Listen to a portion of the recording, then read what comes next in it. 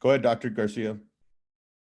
Good evening and welcome to our first of many series of town halls. This one, town hall number 1, remote learning for pre-K through grade 2. This town hall is focused on parents and families and questions that you may have. The last 30 minutes of this town hall will be reserved for questions, and we will do our best to answer as many questions as possible. All questions will be recorded and will be added to our FAQs in terms of frequently asked questions that we get tonight. Para servicios de traducción en español, por favor, marque 701-802-5152, el número de acceso 4277932. Gracias. So we're going to go ahead and get started. And the leaders here today that have joined me will introduce themselves when they answer questions so that we can get going on this town hall. And so we're going to start, first of all, with the question that's been asked a lot. And that is, will the full remote model of instruction be different from last school year? Hello, I'm Linda Sink, the Deputy Superintendent for Teaching and Learning. And yes, we will have spent the past few months building our online digital lessons and preparing teachers on how to use digital resources. We had very little time to prepare last spring in providing a remote learning instructional program. And yes, there will only be one platform for grades pre-K through 2nd grade called Seesaw, and one platform for 3rd grade through 12th grade called Open Access. And instruction will be more rigorous and engaging.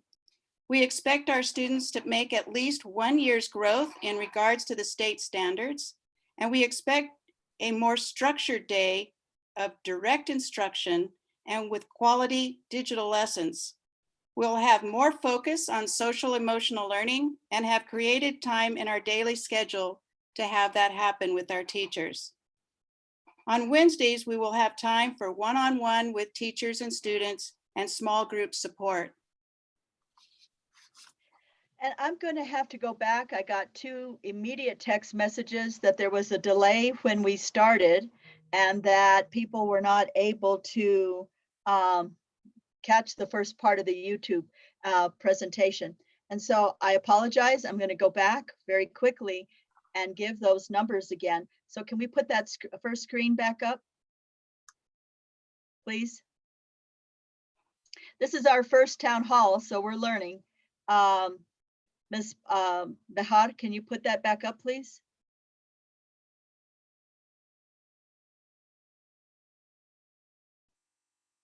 Thank you.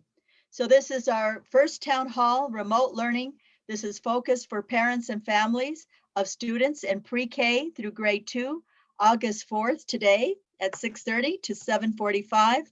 Para servicios de traducción en español, por favor, marque al 701-802-5152, el número de acceso 4277932.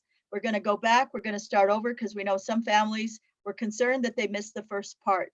So the first question was, will the full remote model of instruction, again, we're focusing on pre-K right now through grades 2, will it be different from last school year? Thank you, Dr. Garcia. My name is Linda Sink, and I am the Deputy Superintendent for Teaching and Learning. And yes, we have spent the past few months building our online digital lessons and preparing teachers on how to use digital resources. We had very little time to prepare last spring in providing a remote learning instructional program. And yes, there will be only one platform for grades pre-K through 2nd grade, which is called Seesaw, and one platform for the high schoolers and middle schoolers called Open Access. Instruction will be more rigorous and engaging. We expect our students to make at least 1 year's growth in regards to the state standards. We expect a more structured day of direct instruction and with quality digital lessons. We'll have a more focus on social emotional learning and have created time in our schedule for this to occur. On Wednesdays, we will have more time for one-on-one and small groups for students support. Thank you. What does a day in the life of a remote student look like? Good evening. My name is Vanessa Romero, the Associate Superintendent for Instruction and School Support. I'm going to go ahead and share my screen to share the schedule and then speak to the schedule.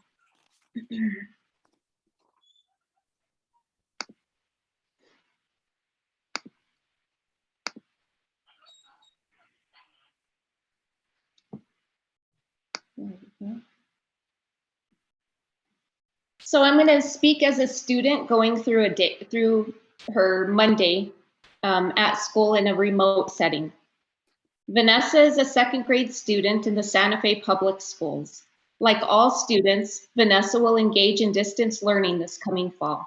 So little Vanessa, can you please explain to the parents right off the bat the difference between synchronous and asynchronous, please?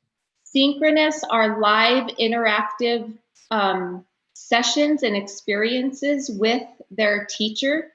Asynchronous are those opportunities for students to finish independent work on their own.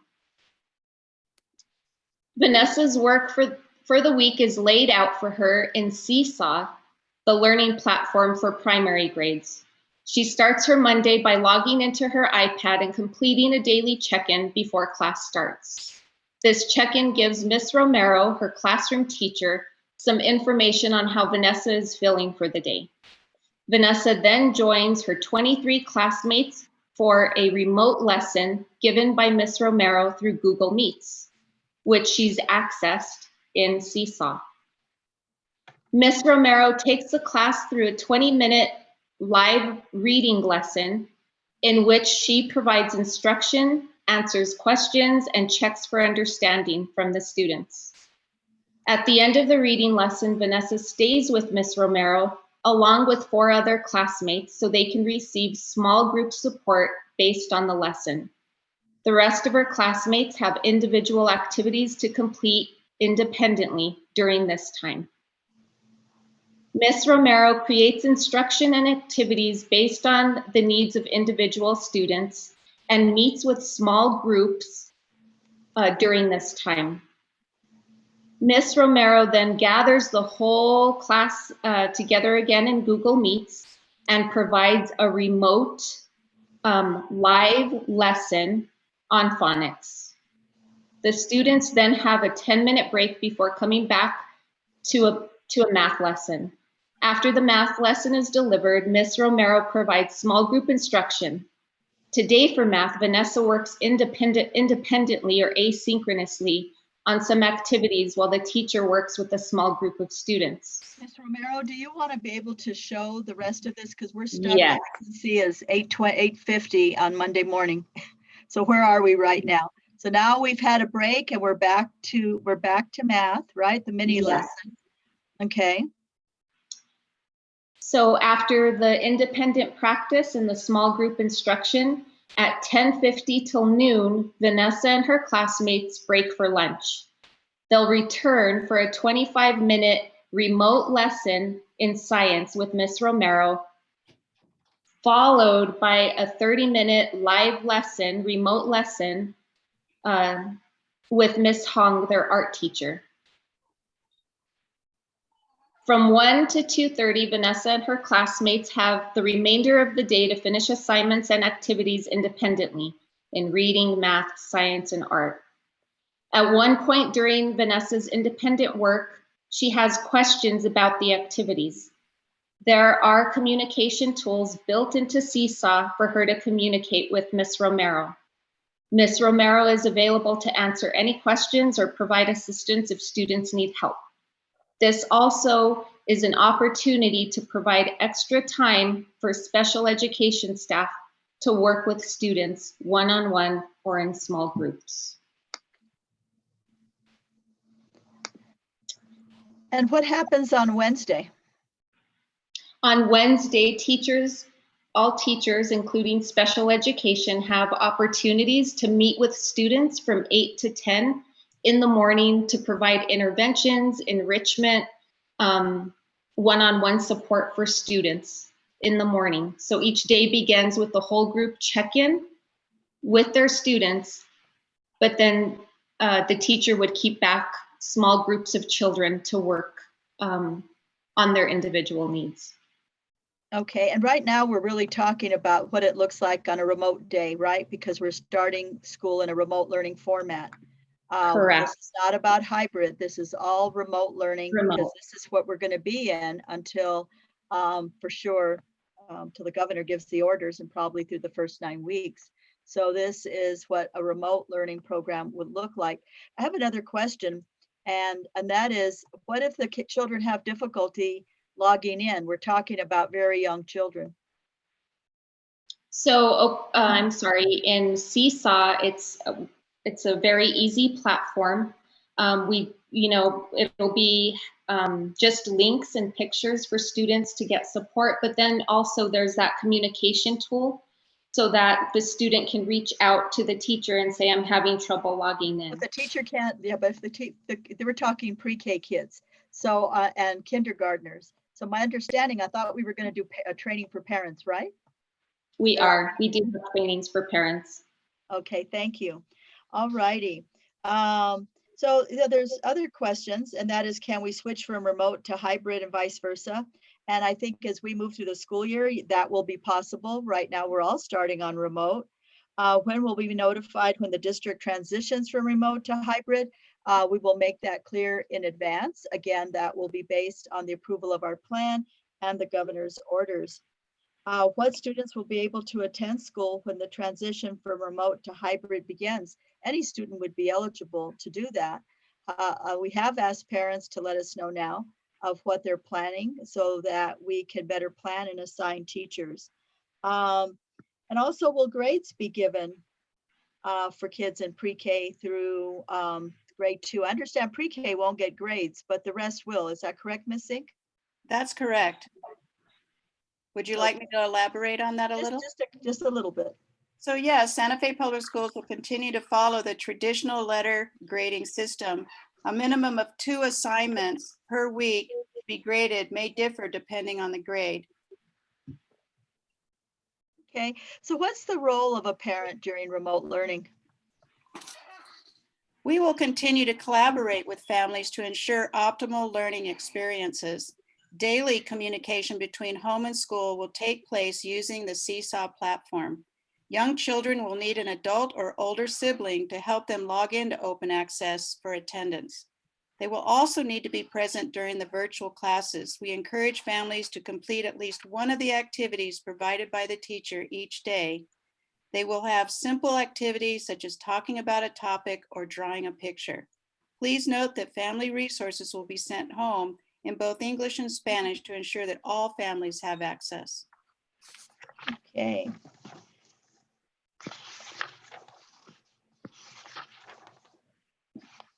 As I'm going to the next question, teachers will be getting a lot more training on the expectations.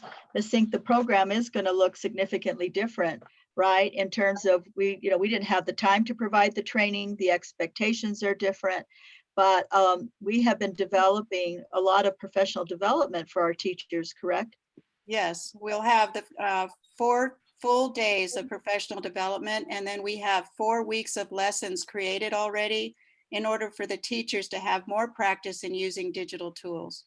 And we also have some webinars that have been developed, right, for parents. So we're that building those webinars now. We're going to have those available to parents very soon, and perhaps the technology folks will talk about that as well.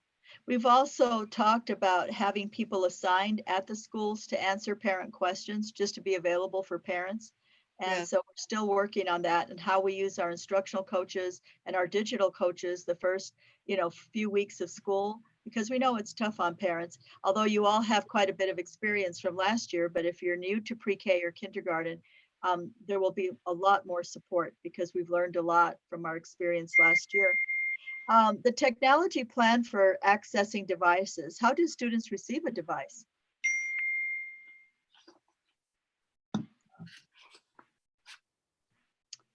Okay, well, I can answer that. Students can obtain a device by contacting the technology help desk at 467-HELP. Again, that is 467-HELP.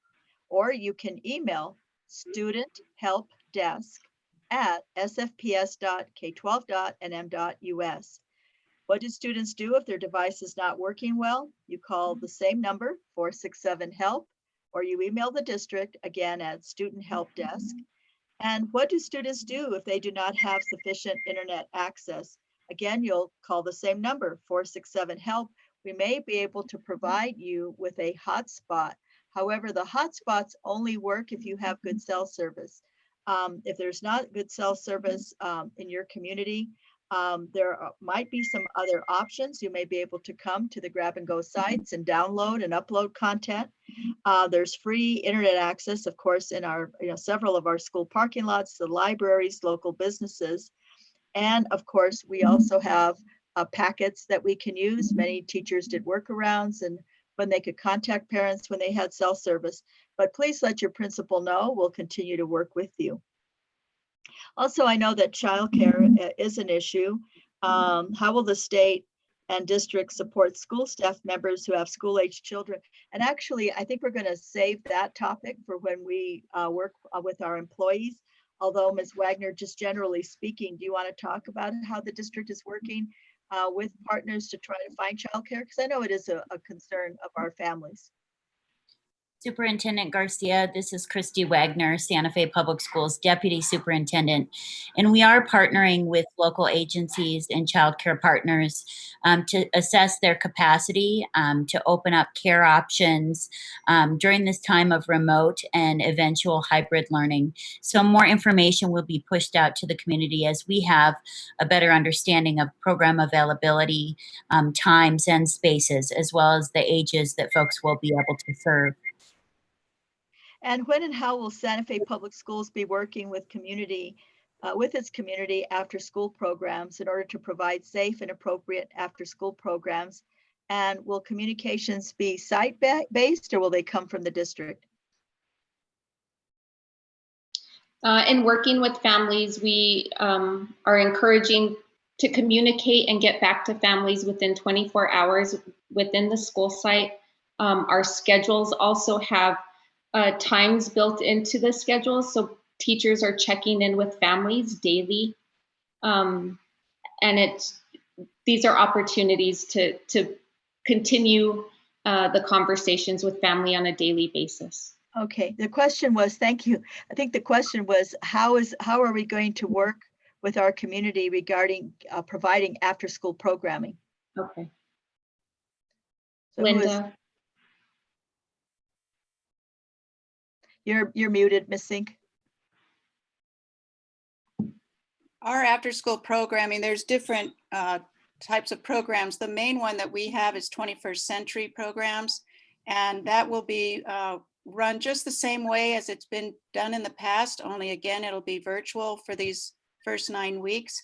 But there'll be very many activities, but there'll also be practice in their math and their language arts. So it'll be similar. If the kids have been involved before, they're going to see the similar type program. It would seem like we're going to have all of the programs that we had this spring, yes. Whether it's boys, whether it's Girls Inc., all of those programs will continue. Communities and schools, the lunch, all of the different services and after-school programming will still be there. It will all just be virtual. Yes. Deputy Superintendent Wagner, when we go back to school, I know people are worried about a lot of health concerns, safety concerns, all of those protocols. I know that we're planning a town hall just on that, but can you say a few words, please? Sure. In preparation for return to in-person or hybrid learning, we're taking many precautions to increase the safety and the protocols in our facilities. So we really look forward to sharing those in a more detailed session in the future. We can assure you we've been hard at work making our schools as safe as possible. Thank you. So let's talk about pre-K. What will a pre-K student's day look like during remote learning? Hello, my name is Patricia Suara, and I am the Early Childhood Coordinator in the district. So pre-K students will participate in 2 virtual meetings during the day. In the first one, they will have a read aloud and literacy or socio-emotional mini lesson.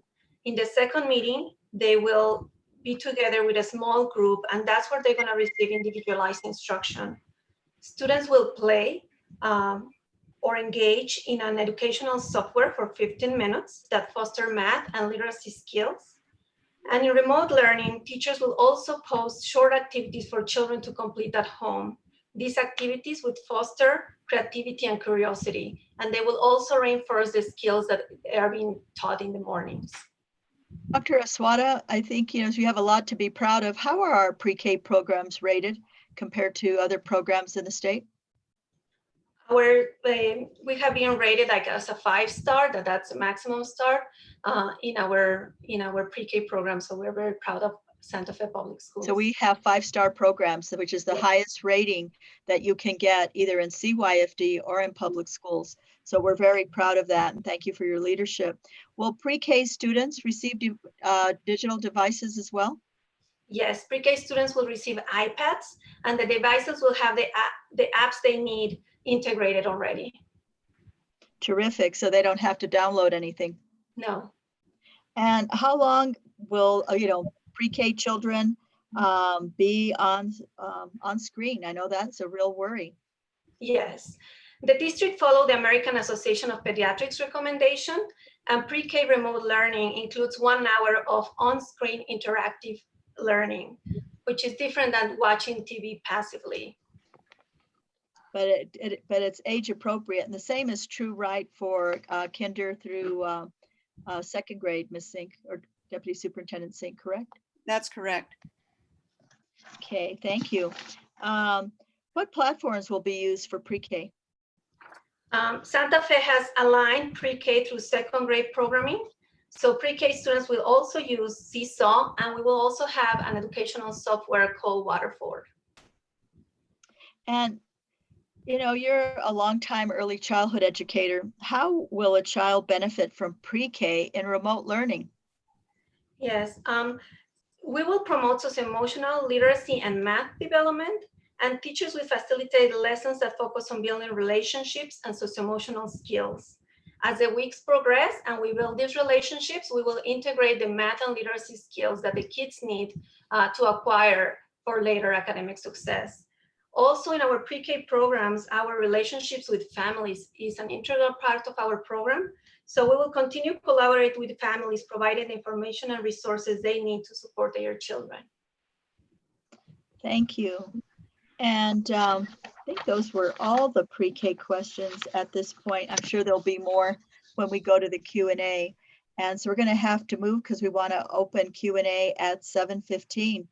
So let's move to special education.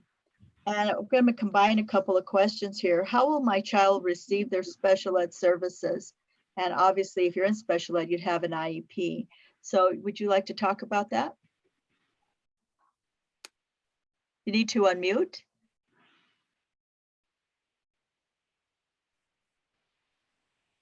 I'm sorry. Good evening. I'm Julie Lucero, the Executive Director of Special Education.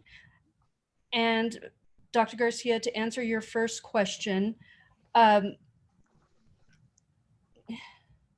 so students will receive services as determined by their IEPs. All services will be met by teachers and/or related service providers while remote or hybrid learning is in place. Special education teachers and related service providers will have scheduled time in all learning models to meet the needs of their students. So when all students are learning in the remote model, do schools still have to provide special education? Yes, absolutely. We will provide special ed services in all models of learning. And can IEP teams meet remotely by video conferencing or telephone? Is that legal? Yes, federal law has always allowed families and schools to agree on having remote IEPs. Santa Fe Public Schools plans to meet and hold meetings through video conferencing such as Google Meets or through telephone during this national health crisis. And what if my child's evaluation deadline is coming up? We're in the middle of a national emergency and federal law doesn't say what should happen. One approach is to complete evaluations remotely, but if an in-person evaluation is needed, then the evaluation could be delayed. And at this time, we are working on plans to develop safe in-person evaluations, if that is possible, in the future. So how is Part B funding going to be used to support children with disabilities in our district? I think you're going to need to explain what Part B is and why parents, I don't know if parents would even know if they're getting Part B services. You might want to talk to that. So we get two types of funding for special education. We get our operational funding that comes from the state, and then we get our Part B funding, which is our federal grant. And that grant is very specific. That is only and can only be used to pay the excess cost of providing a free and appropriate public education to students with disabilities. These costs can include special education teachers, educational assistants, related service providers, and materials, but only above what operational dollars we have. So it has to be very specific to students with disabilities. And during this time, we will continue to do that. An example might be our students who are deaf and hard of hearing, they may require certain devices at home. So we could use those dollars as an example for those students. So it is costs that are above and beyond our regular cost. So how will services be provided for children, say, who receive multiple special education services in a week? So the answer will be different for every student based on their needs and as it's described in their IEP. So the IEP team will work together to build a plan that will address each individual student's needs given our current circumstances. In fact, we are starting to schedule those IEPs, and so each student's IEP will look different and their services, but Santa Fe Public Schools will meet the needs of students with disabilities. Will they be notified, parents, of projects and assignments so they can assure their children have the necessary supplies? And will lesson plans be shared in advance so they can assist their children in transitions? Yes, we have every plan to communicate with families and parents on what could be working. If we feel that something isn't, we can have another IEP at any time. So our teachers do a really good job of communicating with parents to have an understanding of what the needs may be.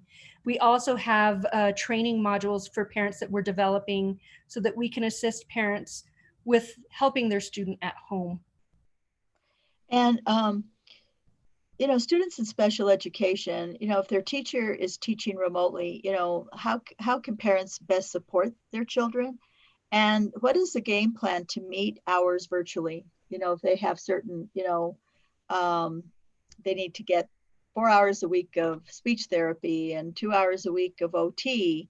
And then another concern is, how do we address, this remotely when kids are taking life skills classes? So there's a lot there packed in. Right. So to start first, of course, we will look at each student's IEP and meet their individual needs. Of course, working with families, there were some students that were able to receive 2 hours of speech. There were others who it wasn't meeting their needs. So we made adjustments.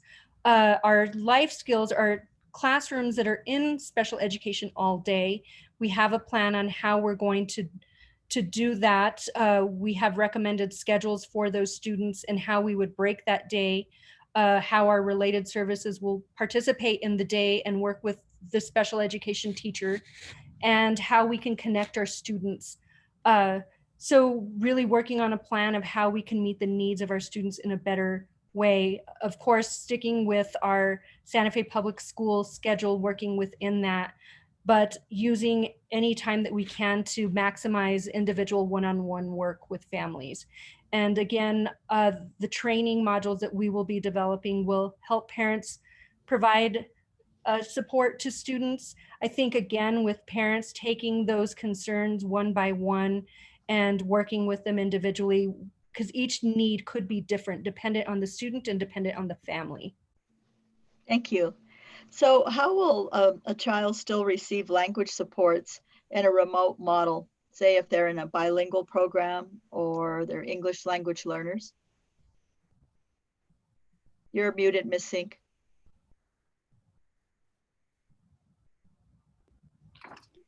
So yes, Santa Fe Public Schools Language and Cultural Department has designed lesson plans to model best practices in face-to-face or online teaching.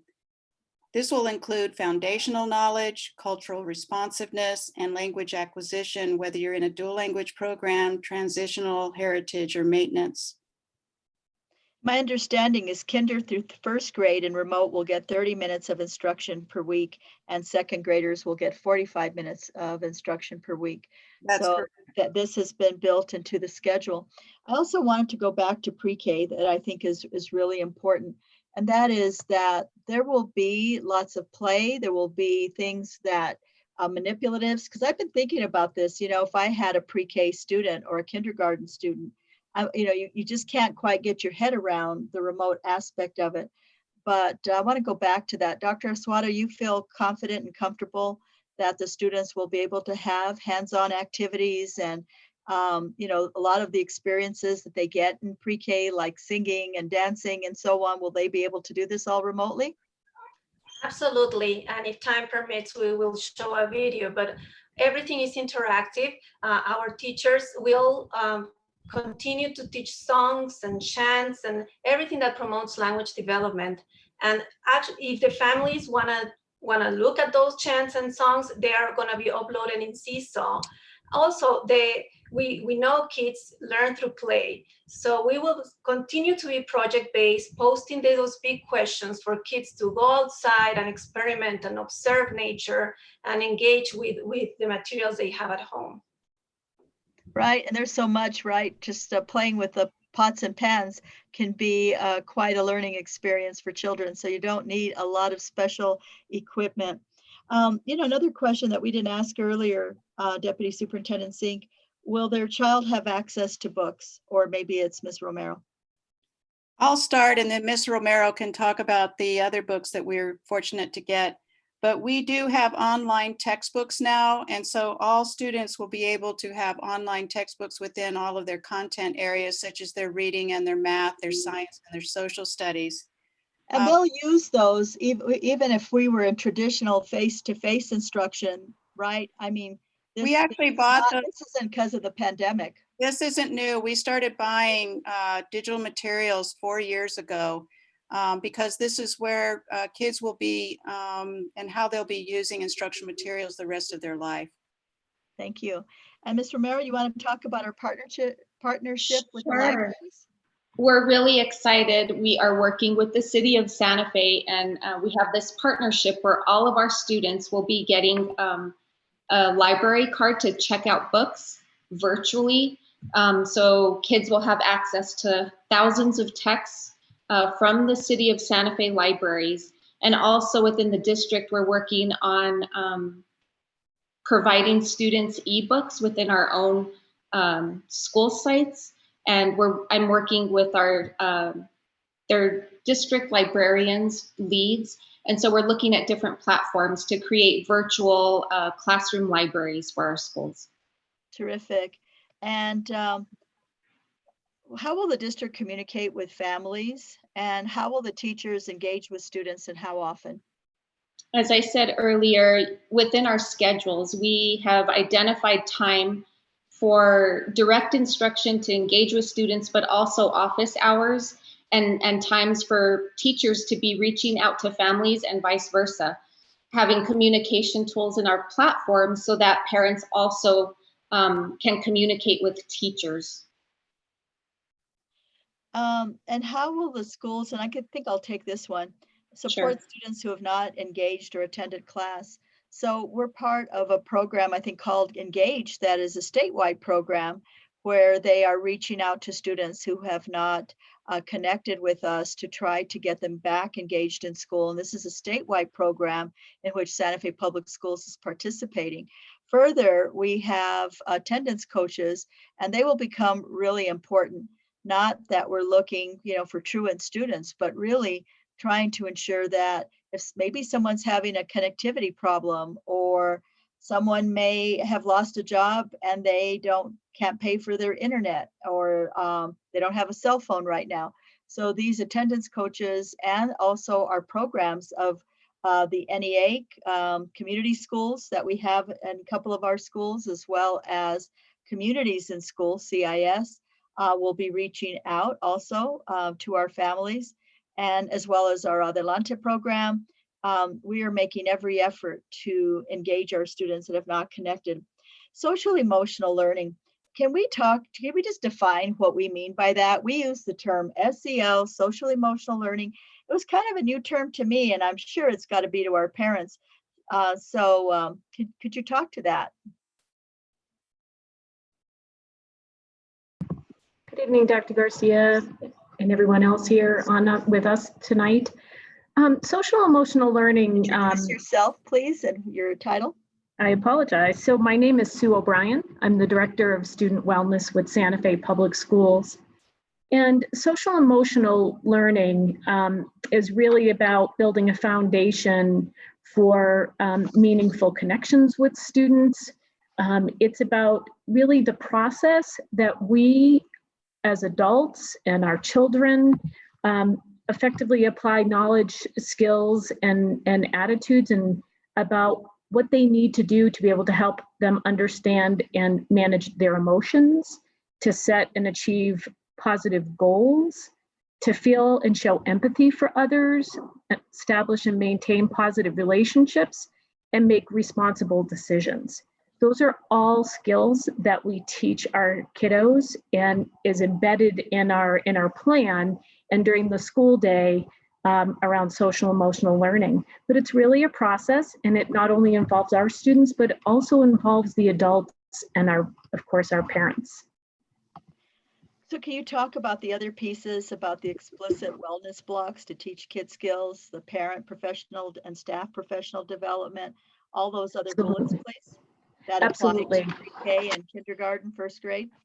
Absolutely. So our main goals around our social emotional work in our district is really about connecting with students, fostering these meaningful relationships. That is key.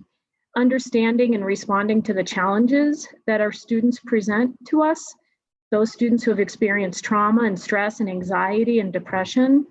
And it's also, like I said, to help us to practice and reflect on those skills that I spoke about in social emotional learning. Our district has social emotional needs at the forefront and is a priority for our work, and is a significant part of our reentry plan. Our goal is really to integrate social emotional learning, not just in this explicit time during the day, but also to provide those other supports and services for students and really in their families, and that we work on that school-wide. Some of the activities that we are planning for that either are a continuation of what we already started. I'm very proud of the fact that we, even on short notice, were able to continue some of our practices. One of those newer practices that we're going to engage in is our daily check-ins. So even our littles, we're going to Who are the work. littles? They may not know what you mean, but you say the littles. Who are the littles? Our pre-K kiddos, our younger children, our children school age under our third grade, because we'll use the classroom teacher and train the classroom teacher working on social emotional activities and engage the students in those classroom the classroom activities. And so we'll do check-ins with our younger children in that capacity. As a district, we're going to actually do check-ins with the older students, so our kids over third grade, to do a Google form. And so what's going to be really important is this is how we're going to check in with students. This is how we're going to see whether our kids are engaged and what's going on for them, if they need other support or other services, and who they may need to check in with. So how will pre-K kids do that, and kids who can't write yet? How are they going to do that? So all of the check-ins for our pre-K students will be through the teacher. In first grade will be through the teachers. Okay. Through the teachers, yeah. So the teachers will help facilitate those the classroom meetings, if you will, or classroom circles. And so they'll engage with the students on that level. And what is going to be done? You know, when we went to remote, relationships were already established. Now kids are going to be with brand new teachers for the most part, not always, but for the most part. So how will they build those relationships and be able to connect with their teachers? And I would be worried about that. I know if I were a parent. Well, I think, as I said, the daily check-ins, Dr. Garcia, that's going to be key, especially as we know students. Also, and maybe this is more on Ms. Sink's side, but I thought we did plan for a lot of icebreakers and, really addressing the fun part and the relation part early on. Is that right? That's true. That's another part of our plan. So we're right now not only creating age-appropriate icebreakers, so for kids K through 12, to do that at the beginning of the year and at the beginning of the day to get to know one another. And then we'll be training the teachers. So we'll offer some professional development so that they know how to do that, so they can be more experiential, because remote obviously is going to look different. But absolutely, we'll be doing some icebreakers with the students. Ms. Sink, I wanted to ask, how much professional development are teachers, counselors going to be getting, other support staff before we start school? They've actually had the opportunity to be on webinars for a lot of the summer to look at our new platforms and learn how to use those platforms with ease.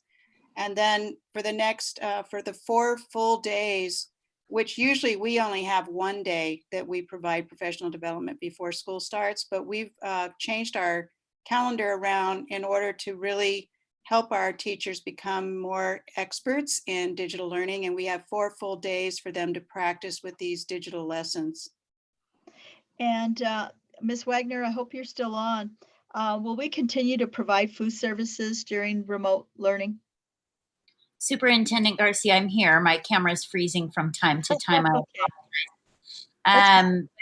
We will have uninterrupted food service from summer feeding program into our remote learning and beyond. So we plan on expanding our delivery options, bringing more food out into the community via our school buses, delivering to the nearest bus routes in various communities that will include breakfast and lunch daily.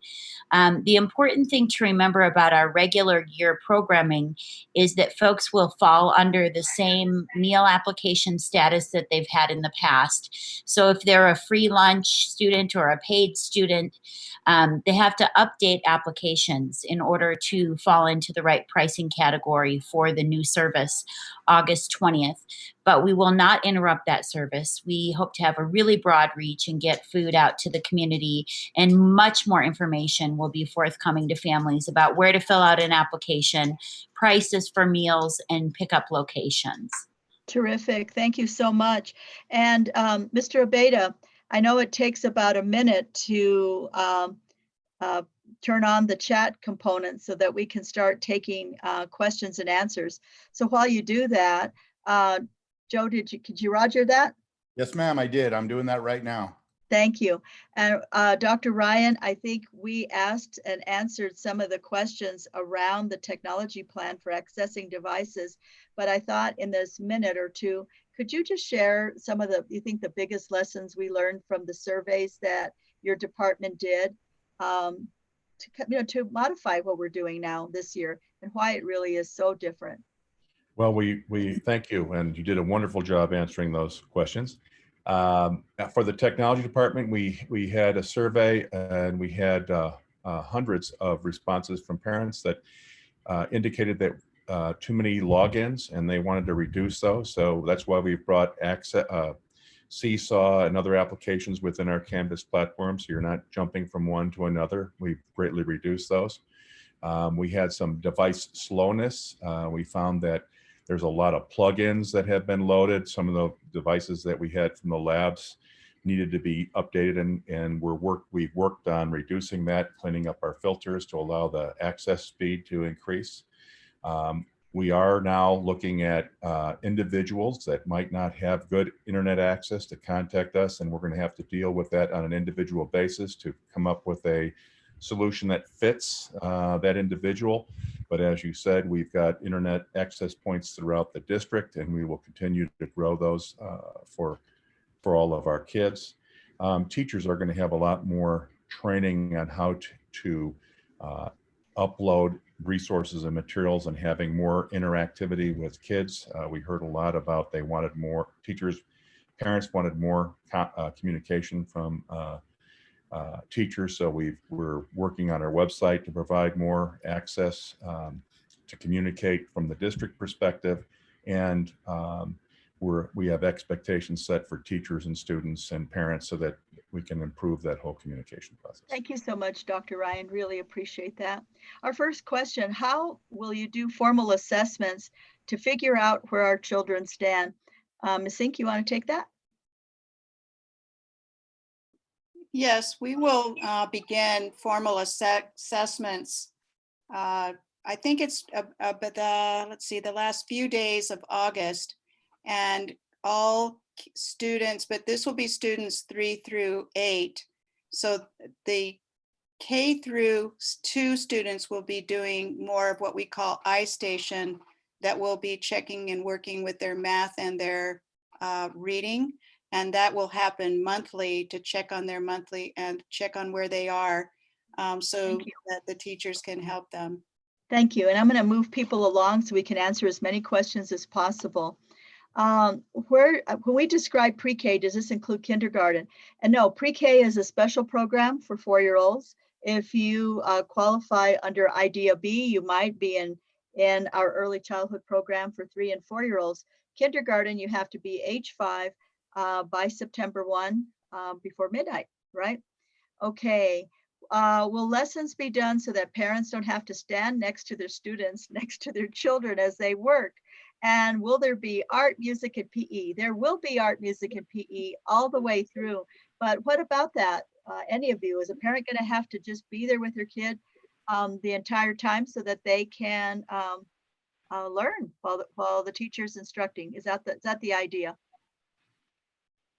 I will go ahead and answer that. Within our schedule, because we have more live experiences and direct instruction with the teachers, we're hoping that increased engagement would allow parents to do their work because they're live with their students. You mean do their own work? Like right, do their own work. Or do their own work when they're working remotely. So the answer is yes, we don't think that it's going to require as much parents helping them, probably in the very beginning as they learn how to log in and do that. But our goal is for them to be independent. And I see who has the youngest of the littles, Dr. Aswada, shaking her head. She says, right, you want to just add to that real quick? You believe that they'll be able to work independently once they get used to it, Dr. Aswada? Absolutely. And the teachers have wonderful classroom management skills. So at the beginning, we're going to set the routines as we do face-to-face.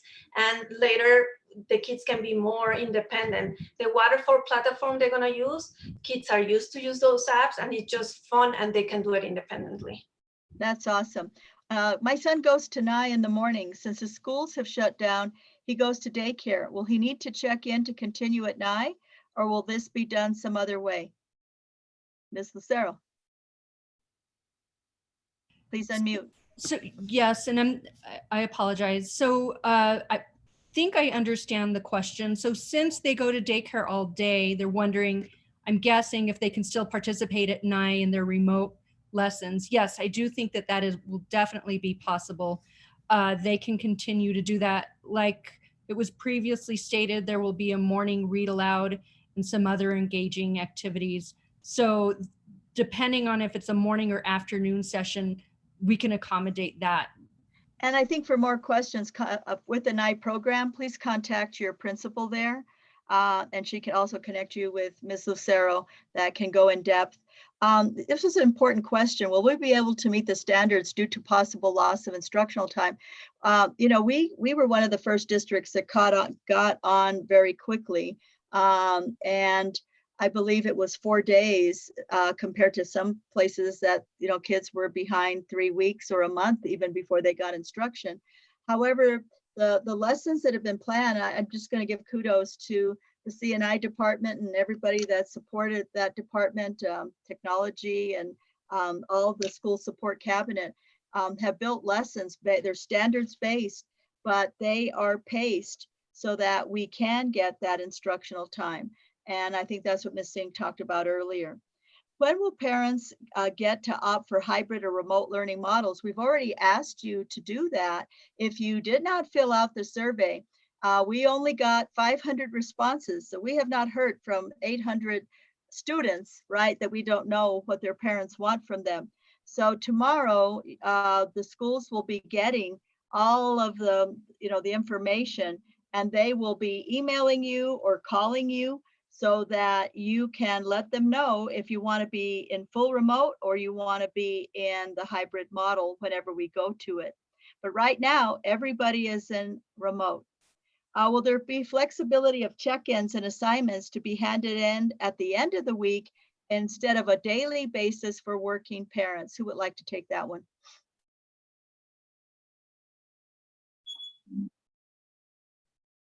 I think, Dr. Garcia, that the reason we're silent right now is you may need to discuss, because we've expected our students to check in so that we also take attendance each day, and We so that have they to, get by those law. lessons by law.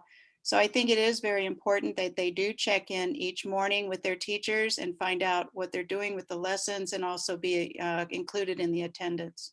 So this is a related question. What changes in the district making to attendance policy if we cannot dial into the synchronous sessions every day at the times required due to our work schedules?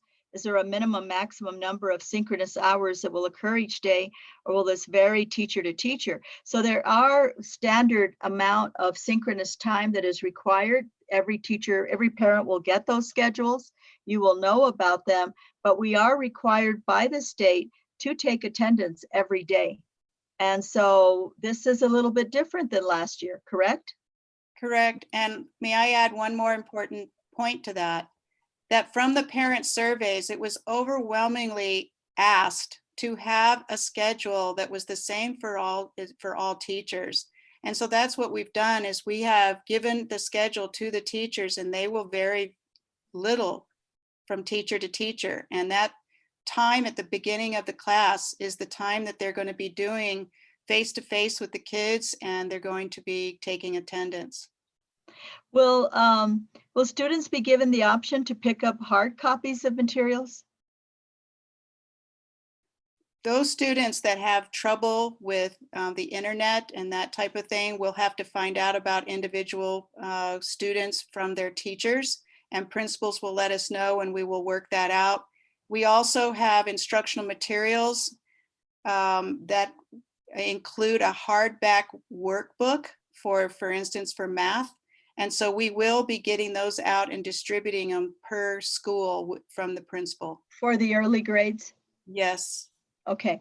Will 3-year-old preschool programs and special education preschool programs continue to be half-day at NI? Dr. Garcia, yes, the 3-year-old programs will continue to be half-day. Here's another question. Both my children attend El Camino Real Academy. My oldest has an IEP. Will the teacher do a live class with him to see if he needs help with this work? I think that's for you, Ms. Lucero. Yes, we are requiring that there are live classes for all of our special education students, no matter what their IEP looks like. So yes, there will be live classes for all students. And then this question, I think we've answered it, but it says, will attendance be taken based on synchronous instruction or based on assignments completed per day? I do think, though, that they have to log in. It is synchronous. Now, a teacher might give an assignment that might take over a week, right? And but the attendance is not based on assignments. We're still in the Carnegie unit, so to speak, right? In terms of the state expecting people to connect. And I want to tell you why. I mean, I think that many families were concerned about this, as well as legislators and the state, and legislative staff, that, you know, if a teacher taught something and then the kids didn't see the teacher for a week, they didn't feel that was appropriate.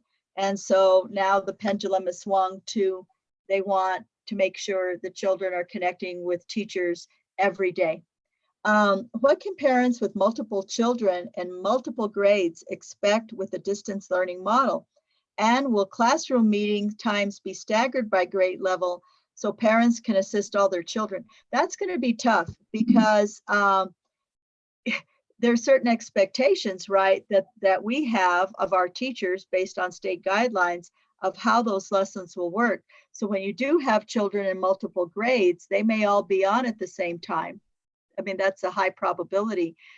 Any advice, you experts, on how parents can manage this? Ms. Wagner, you live with that yourself on a personal level, so you might have some ideas, but what can we do to address this, folks? Who wants to take a stab at that question? I will. I think with this new model and remote learning, we have this opportunity of more engaging activities. And so we're hoping that kids do become more independent and they can interact more with their teachers. So parents don't have to be right by their side, kind of managing the lessons and getting kids on devices, because we will be providing all that training to both parents and students, just as Patricia said, setting up routines at the start of the year, but also having more engaging activities synchronously with their classroom teacher. There's about 3 of you here that have kiddos in the schools. Any of you want to talk about that? You're all working and trying to manage this. Dr. Aswata, Ms. O'Brien, Ms. Wagner, any of you want to comment on how you manage it? I know it's tough. Dr. Garcia, well, my son is a junior at Santa Fe High. One of the things that works really well is to create schedules at home. And actually, one of the PDs that we're going to offer parents is how to actually do that, how to create visual schedules, particularly for younger children, so that it can help them and the students can actually follow their schedule. And over time, we would, hope that they would actually do that independently. So we'll be offering that too. And Dr. Aswata, you probably have some young ones. Do you have any advice for parents, just from your own experience? Yes, I have a 2nd grader going into 3rd grade. And in my household, we went from no screen time to having to do online learning. So that was a challenge.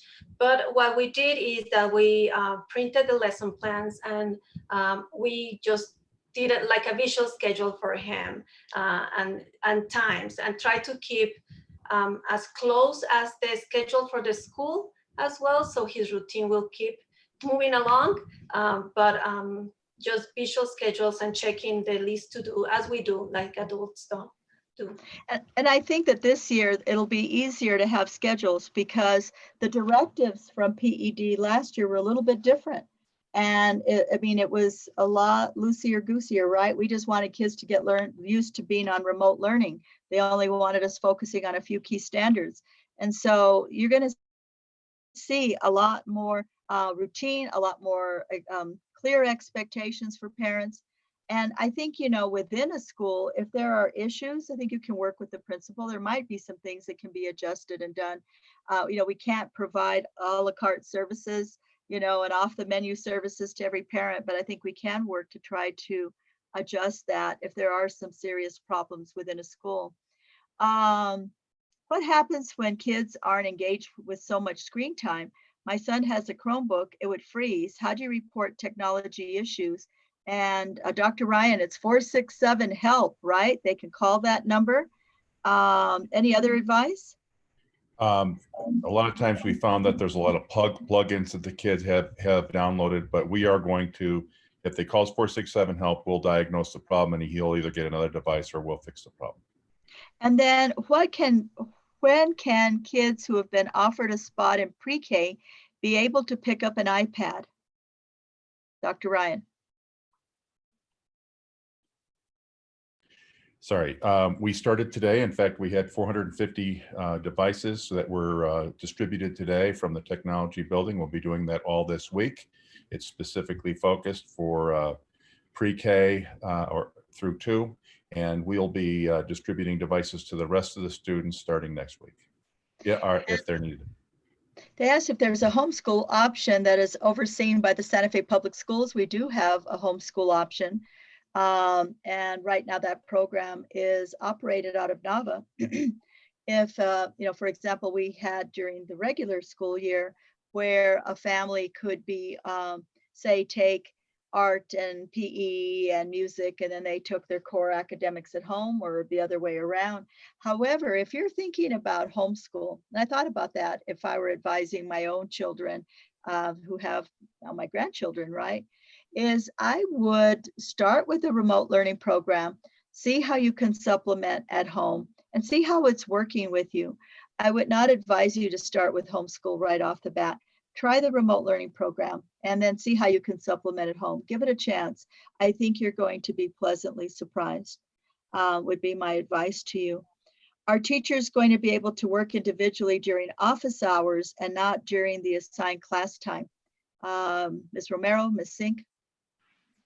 Sure, there are plenty of opportunities within the schedule in the afternoons on Wednesdays to be working one-on-one with students. Thank you. Looks like waiting for more questions to come up.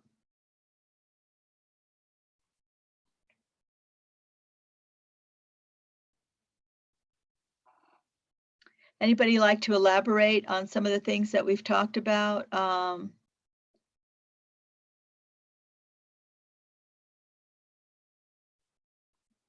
Looks like the questions have dwindled, but anything that somebody would like to hit, I want to push again that I recognize it's really scary with the pre-K, a kindergartner, first grader. These are foundational years for learning to read. I really have a lot of confidence in the high caliber curriculum that has been developed. And we're very much standards based. And this team has done an amazing job of we're building that curriculum. Now, obviously teachers can use their own, but we're really encouraging it. And if you're thinking of homeschool, I really would advise you to not make that decision. You can make it at any time, to try this remote program first and see how it works for you. You can always supplement with it, but give it a shot first before you make that decision. There's a question here: when can students have an opportunity to go pick up last year's supplies that were left in their classrooms that they could potentially use again this coming year? Ms. Wagner, I think we have talked about that, right? That we're going to, the schools will be developing their own schedules. Isn't that correct? Superintendent Garcia, we've encouraged school principals to begin scheduling opportunities for this pickup process, but we have to be a little patient in that our school teachers need to report back to work and have the opportunity to sort most of the materials that were left behind. So our teachers aren't back on contract until next week, and then they're engaging in quite a bit of professional development. So I would expect that families will be hearing from their school principals in the next week and a half about pickup schedules for instructional materials. And I want to answer, I was asked to point out to our everyone who's participating in this virtual town hall, that this focus tonight was pre-K through grade 2 remote learning. And you can see it took us almost a whole hour to give you some of the highlights. As we get closer to moving into a hybrid model, then we'll talk about hybrid. And but just a very high overview. Hybrid, our students are broken into 2 cohorts, an A group and a B group. A group would be with their teacher in person on Mondays and Tuesdays. Wednesdays, A group and B group are remote all day. And then Thursdays and Fridays, the B group is face-to-face with the teacher, so that we can have 50% capacity and be able to have the students 6 feet apart, right? And so as we get closer to that model, we'll be talking about the hybrid model. It would be too much information if we tried to incorporate it all at this time. But because everybody is in remote learning right now, and people are concerned about whether or not remote's going to work for them, and everyone has to do remote right now. This is why the focus is on that. Why are grades being assigned to K through second grade students? Because that is still a requirement. Isn't that correct, Ms. Sink? That's correct. Okay. Will I get in trouble if I don't want to send my children to school when they fully open? My youngest is a carrier, my oldest has a respiratory problem. I mean, you can continue in remote. So remember, we've asked parents if they feel they have a need, or, I mean, they don't even have to have a reason. If you would prefer to have your child in remote for the entire school year, we are offering that option. We are allowed to offer it by the PED. So you can do that. It says that you displayed a second grade schedule. Is that the same structure and schedule for a kindergartner? Yes. I'll take that question. So the components of the schedule are the same. Direct instruction within a content area, the guided practice, small group and one-on-one, and student engagement and check-ins. And we have to keep in mind that specials would be embedded at different times just based on grade level, but the components. What are specials, Ms. Romero? PE, music, art, library. But Okay. all the components are the same. And then they could see the counselor also in some of that time if they needed to, if they're getting social work services, all of those sorts of things, right? They can get that support. So what would a typical kindergarten day look like? And can you please explain how Wednesdays are supposed to be different than other days of the week during remote learning? Let's do what does typical kindergarten day look like? So kind of speaking to what I just said, it would look very similar where a kindergartner would start in a morning meeting virtually with their teacher, a check-in, but then also getting direct instruction in reading and the content areas in abbreviated times, but also having opportunities to complete activities independently as well.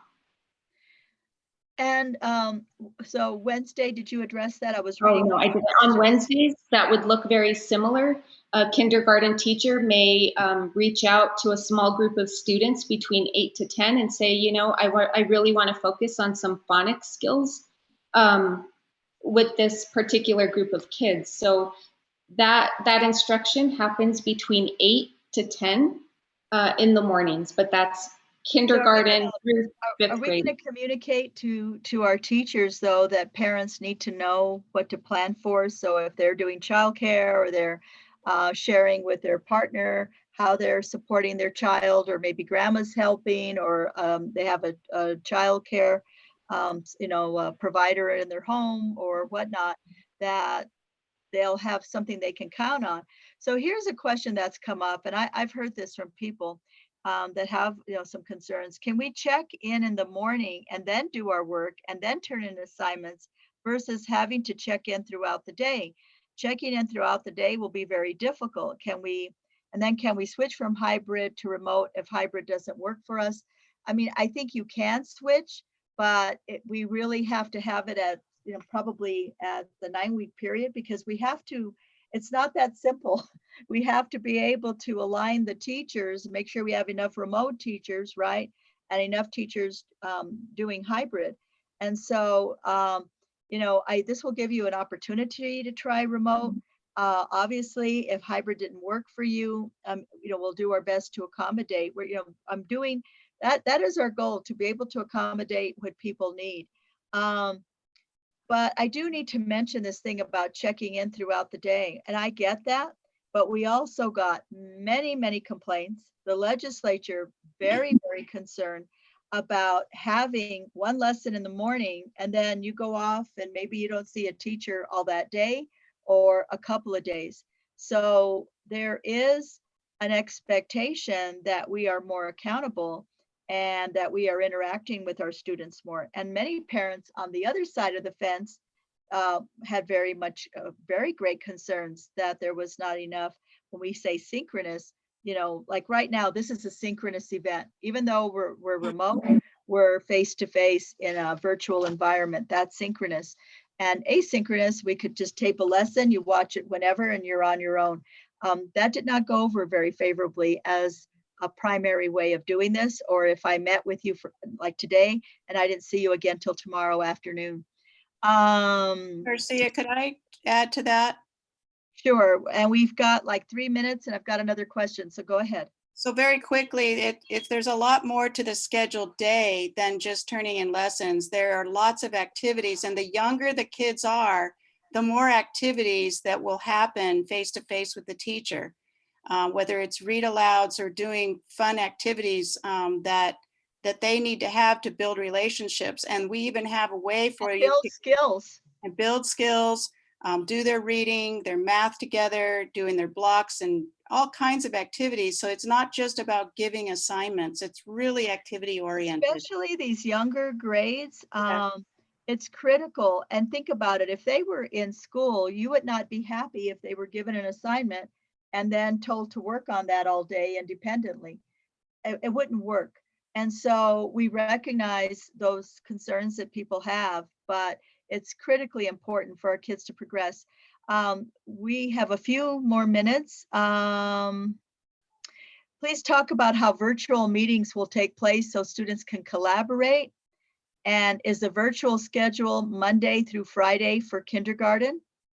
And when will schedules be shared with parents? So We shared virtual meetings.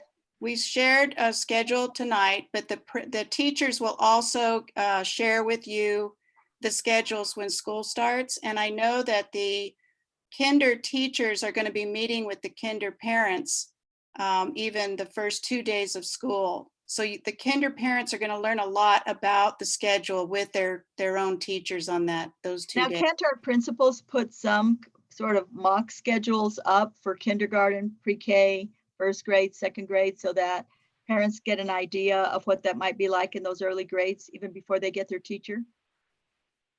Or no? I Yeah. don't know how they would do that, Vanessa. I mean, I think all teachers and principals have those schedules available, and they could place them on what their site websites, but I don't know what Linda has to say about that. I think, Dr. Garcia, they're going to get a lot of feedback from their teachers the first 2 days of school and help them. If the virtual, okay, what if my student doesn't have a Chromebook or an iPad? 467 help. 467 help. Okay. And our second grade students using iPads or Chromebook? iPads. First and second, K and 1 are using, pre-K and 1 are using iPads. 2nd through 12 will use Chromebooks. We're shifting second grade by the choice of the teachers and administration. So second grade up will be using Chromebooks. Any unanswered questions, please submit using your FAQ link on the Santa Fe Public Schools webpage. We will continue to combine those questions into frequently asked questions, and we will update that on our website. This concludes the pre-K through second grade, first in many series of town halls. Thank you for joining in. It was my pleasure to moderate tonight. And we hope that you will have a fabulous school year. We've been working very hard to ensure that your children have the best quality education possible in this remote learning format. So we look forward to greeting you all at the beginning of the school year. Thank you for joining us. Bye-bye.